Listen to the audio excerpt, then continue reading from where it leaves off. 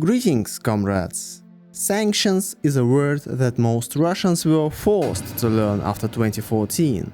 And in 2022, this term became one of the main words in the international media.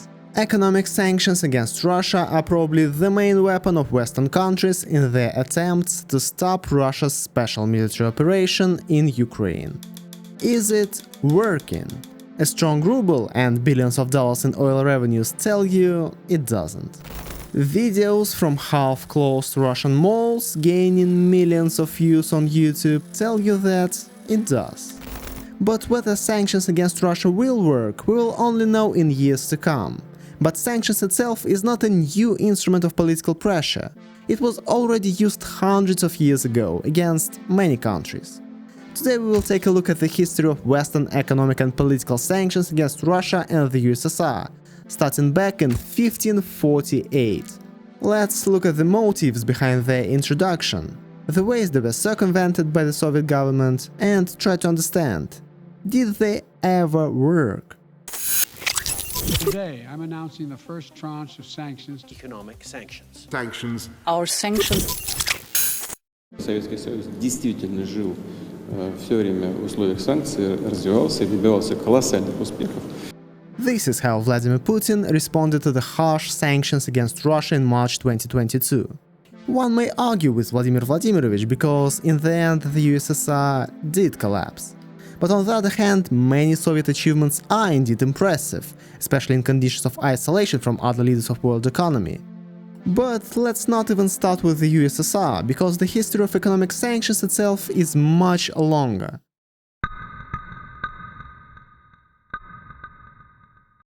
Back in the Middle Ages, when no Russia yet existed, the evil Europe still imposed sanctions against it, more precisely against Novgorod Rus. And to be even more precise, in those years it was not sanctions but rather a simple embargo. The first documented embargo was a ban on food supplies to the Novgorod Republic in 1137, introduced by some European principalities. The harsh climate of Novgorod and the resulting lack of food there, many enemies tried to use these factors against them, but the city managed to survive over and over again. 3 centuries later, in 1437, the Livonian Order forbade the importation of grain from the Baltic to Russia, and did so during the famine that broke out in the region. These sanctions had been in effect for 30 years, but did not lead to any significant results either. The first sanctions against the United Tsardom of Russia were imposed during the reign of Ivan the Terrible. They were enforced by the Livonian Order, our bestest friends from the Baltics. Officially, these sanctions were called Measures against the Kingdom of Moscow, and especially interesting were the methods chosen by the Livonians. Imports of copper, saltpeter and sulfur, i.e. everything needed for the manufacture of weapons, were forbidden. This part is perfectly understandable, but in addition to blocking certain goods entering Muscovy, they also decided to block people. The most notable example of anti-Russian sanctions was the case of Hans Schlitte, a German who was employed by Ivan the Terrible to hire some European specialists. Hans took his job seriously and immediately reported the assignment to the Holy Roman Emperor Charles V. The monarch had no objections, and the merchant began his search for masters. Unfortunately, objections were raised by the Livonians, through whom the delegation's route back to Russia ran.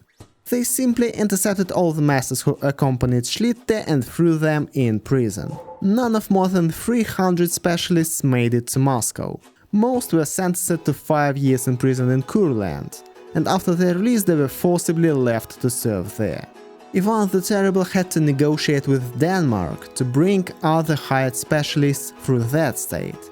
In addition, the Russian ruler made another deal by hiring his own privateer, also Danish, Karsten Røde, whose task was to plunder Hanseatic, Livonian and Swedish ships on the Baltic and sell captured goods in Russian ports. Røde managed to pull it off. After his raids began, European rulers notified Moscow that sanctions would be lifted as soon as possible. Throughout almost the entire reign of the Romanov dynasty, which was closely related to the major royal houses of Europe, there were no serious economic sanctions against Russia. The only exception is the prohibition to have a military fleet on the Black Sea, imposed after the Crimean War, which affected not only the military power of Russia, but also their ability to trade in the region. Only after the victory in the Russian-Turkish War of 1877-1878, trade navigation on the Black Sea became largely dependent on Russia and not on Britain, who was controlling all the Black Sea ports before that.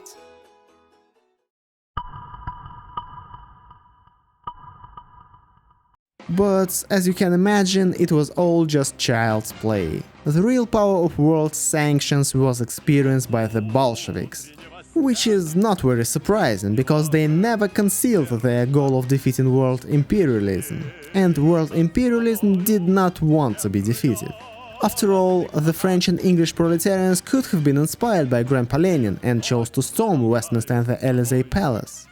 Therefore, immediately after the revolution, Bolsheviks found themselves under an economic blockade of the ex-Entente powers, especially France, Britain and the United States. Formally, the reason for the blockade was Soviet Russia's signing of the separate Brest Peace Treaty with Germany, and also the nationalization of foreign-owned enterprises and their refusal to pay the debts of the Russian Empire.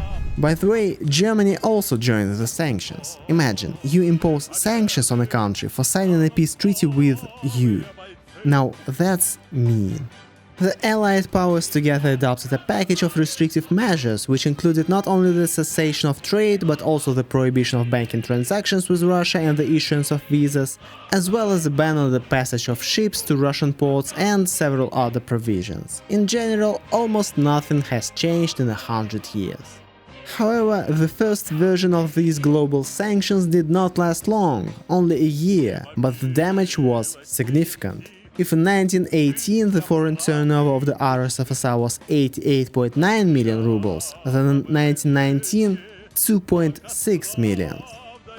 In 1925 Western countries imposed gold sanctions, refusing to trade with the USSR for gold, demanding grain, oil and timber as payments.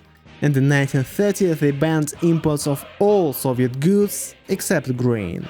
The US explained the sanctions as a measure to protect the domestic market. France was responded to Moscow's funding of the local Communist Party, which was seen as meddling in internal affairs. Britain was taking revenge for the expulsion of Metro Vickers employees accused of espionage from the USSR. So yes, the Soviet Union did have to sell grain en masse in the early 1930s. I think you all know what that led to in the end. Do I want to put the blame for the famine of the 1930s on Western sanctions? Of course not. The Soviet government should have used its brains and put the brakes on industrialization for a couple of years, instead of selling its last grain reserves for some machine tools. But sanctions were obviously also a factor. By the way, one should not think that all of these sanctions somehow stopped trade between the USSR and the United States. Many other products were safely brought from America to the Soviet Union. Throughout the 1930s, the USSR was the most important trading partner for the US, accounting for half of all their exports. The role of equipment from the United States in the rapid industrialization of the Soviet country is also very difficult to overestimate. Extra sanctions were imposed on the USSR after the Russo-Finnish War. In addition to expulsion from the League of Nations, a ban was placed on deliveries of aircraft and materials for the aircraft industry, such as aluminum, molybdenum and aviation gasoline.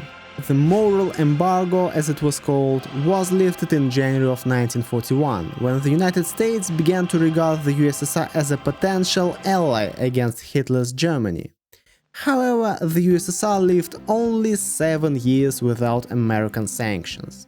After World War II, they merely changed their focus. In 1949, the US government passed the Export Control Act, which finalized the shape of this new type of sanctions. The authorities decided to prevent high-tech products and advanced technologies from entering the USSR. Just as 4 centuries earlier, Livonia had tried to prevent skilled specialists from entering Muscovy. Exports of strategic materials, equipment and weapons to the Soviet Union and other socialist countries were also limited. Naturally, all NATO countries joined this ban, and a special coordinating committee for export controls was created. The creation of the committee and the imposition of sanctions had a single goal: to ensure a controlled gap, as the US called it, between the Soviet Union and the Western powers, which theoretically should have provided them with a military advantage. According to the norms of the committee, new technologies and equipment could be exported no earlier than 4 years after its introduction and implementation. In general, this was never fully achieved, although the sanctions certainly hampered the development of the USSR in areas where technological cooperation between countries was very useful, for example in microelectronics. Another form of sanctions against the USSR was the Jackson-Vanik Amendment, which prohibited granting most favored nation status to countries that allowed human rights violations, which meant no credits or normal trade relations. The motivation for this was the Soviet government's decision that potential immigrants with higher education had to reimburse all state expenses for their university education. This considerably reduced the chances of high-class specialists leaving the country, because the sums involved were astronomical. The leaders of Israel and the United States were outraged by this infringement of human rights, because it severely limited the potential brain gain for these countries. This amendment was in effect for almost 40 years and was repealed by the Congress only in 2012. In addition, over the years, the US has imposed a ban on grain shipments, a ban on the issuance of licenses to sell technologies, a ban on the sale of large diameter pipes for the Druzhba pipeline, a ban on the supply of electronic oil and gas equipment, a ban on Aeroflot flights to the United States. Even the boycotts of the Moscow Olympics in response to the Soviet invasion of Afghanistan can also be considered a kind of sanctions. In general, a huge number of sanctions were imposed and then lifted against the USSR. So how did the Soviet Union handle it?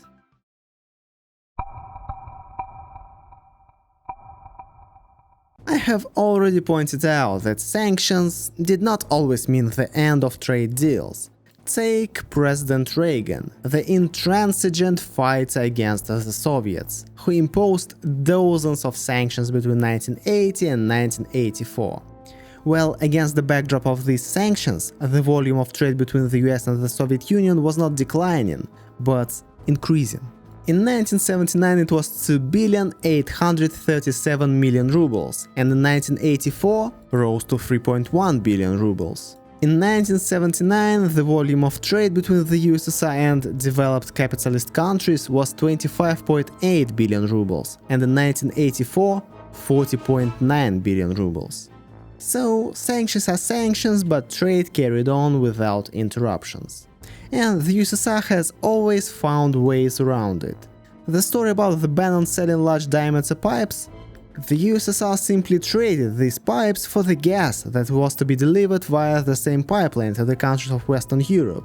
So the US and Allies imposed an embargo, but Great Britain, Italy and Germany signed separate contracts for gas suppliers, paying for these very forbidden pipes.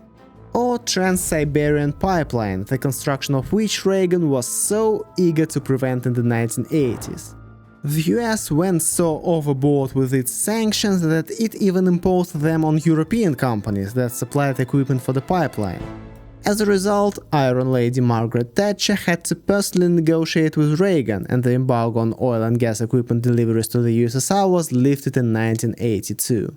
Moreover, the sanctions were never intended as an expression of some moral concern, but simply as a tool to gain one benefit or another.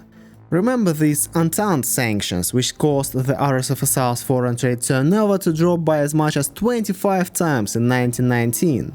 So why were they lifted just 1 year later?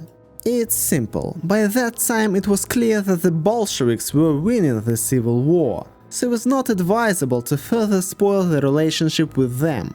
Besides, the Bolsheviks needed to rebuild the country, and where could they get the goods for this? Of course, they needed to buy them from their respectable Western partners.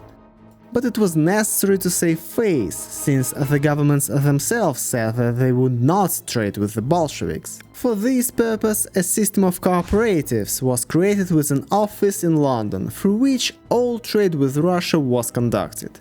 That is, formally, the Western countries did not trade with the hated Bolshevik regime, but directly with the Soviet people.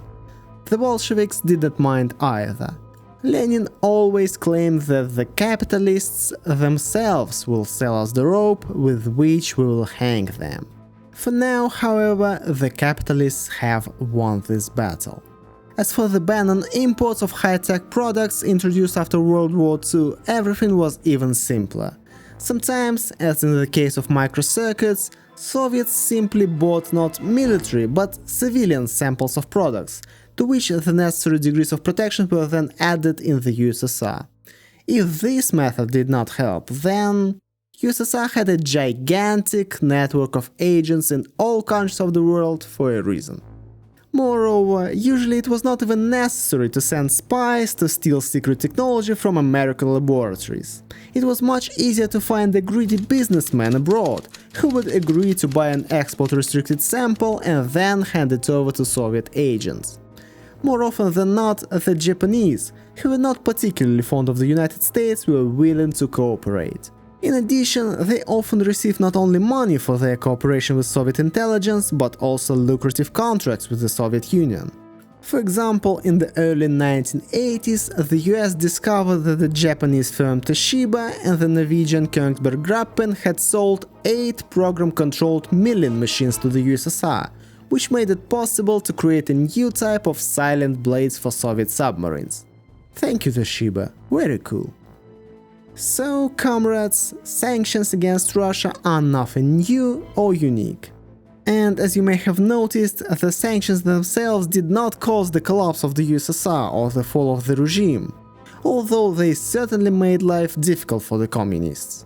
So, do you really believe that today's sanctions are being imposed on Russia to accelerate the fall of a totalitarian regime? Of course not. It is just a familiar, tried-and-true tool of political pressure. Will they make life harder for ordinary people? Yes. Will they hasten the emergence of a new Iron Curtain? Most likely yes. Will they slow down Russia's economic development? Yes, of course. Will they seriously affect the Kremlin's political and military plans? I really doubt it.